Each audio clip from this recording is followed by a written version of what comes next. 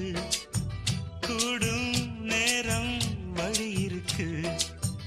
இருக்கிற நாள இருவரும் சேர்ந்து இணை பிரியாம கழிச்சிட வேணும் ஏதோ ஏதோ